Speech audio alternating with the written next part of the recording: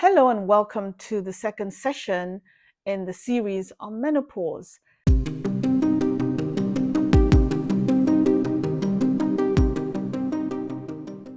My name is IJ and I'm a 55-year-old mom. I'm also a pharmacist living in the north of Texas. I hope you found the first session useful. If you haven't subscribed to the channel, this is a great opportunity to subscribe to the channel and to like the videos if you have found them useful. Don't forget to share also with other ladies who might benefit from the content of the videos. Let's recap also that we established what menopause was, which basically is a period that marks the end of the woman's ability to reproduce. We established that as we get older, our ovaries are no longer able to make the two hormones that we need to reproduce, which are estrogen and progesterone, in the same way that they did. So as a result, our levels of these hormones begin to drop and we begin to notice some symptoms up until the menopause stage, which is marked after you have not had any period for a period of 12 months. Now remember that the perimenopausal period, which is the period before menopause, varies. So does the period following menopause. And it's all dependent on so many other factors, whether it's genetic factors or environmental.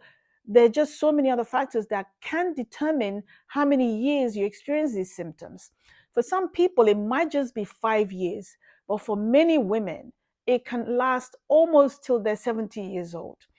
The severities also will differ. Some people, it might just be mild, and some people will suffer the consequences or complications of menopause to the extent that they would need treatment or they would need um, replacement therapies.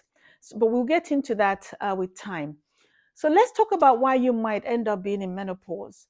The first reason why you might go into menopause is just what we've talked about, which is a natural decline. The fact that you're that age, the fact that your levels will naturally drop, and then the doctor will let you know that you're in menopause. There are other situations that might put you into menopause. It's primary ovarian insufficiency, which is when women who are less than 40 go into menopause. Like I said, it's usually towards the end of your 30s that you begin to notice a slowing or a lowering of your levels. And some people can still get pregnant during the perimenopausal stage. Remember, I mentioned that. But these women or these group of women cannot have children at all once they reach the menopause. So what we're saying is that before the age of 40, they already are not able to have children.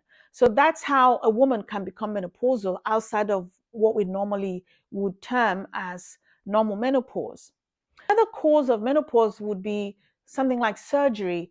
Let's say someone had ovarian cancer or there's some growth in the ovaries that are of concern.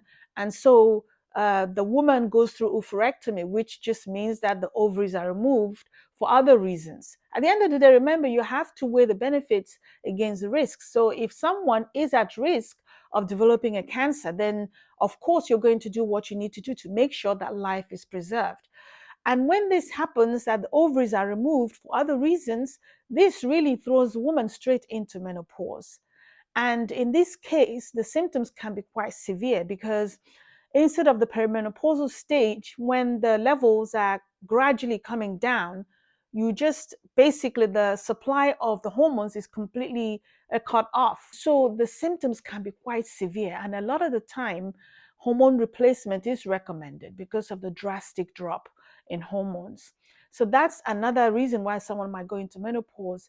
Another reason would be chemotherapy or radiotherapy, and the chemotherapy or the radiotherapy will literally damage the ovaries. And of course, when the ovaries are damaged, they're just no longer able to make those hormones. And that can be a reason why someone might go into menopause. The other thing to remember in this situation is that as long as the ovaries are there, even though they have gone through chemo or radiotherapy, remember that once the ovary recovers, which it obviously in most cases it will do, and ovulation begins again or restarts, then the whole bodily function will restart. So don't think or don't assume that going through radiotherapy or chemotherapy means that one cannot be pregnant. You can still be pregnant, especially in this situation, because there's nothing to tell you exactly when the normal bodily function starts to happen again. So if one is going through chemotherapy or radiotherapy, it's really important for them to continue to take precautions. There is a possibility of becoming pregnant, so just make sure that you take precautions and contraception is considered. If you haven't liked the video, remember to like it. I think this is a great place to stop this video and begin the next session on a brand new topic. I hope you enjoyed the session and that you learned something. I'll see you again at my next video. Until then, you take care of yourself. Goodbye.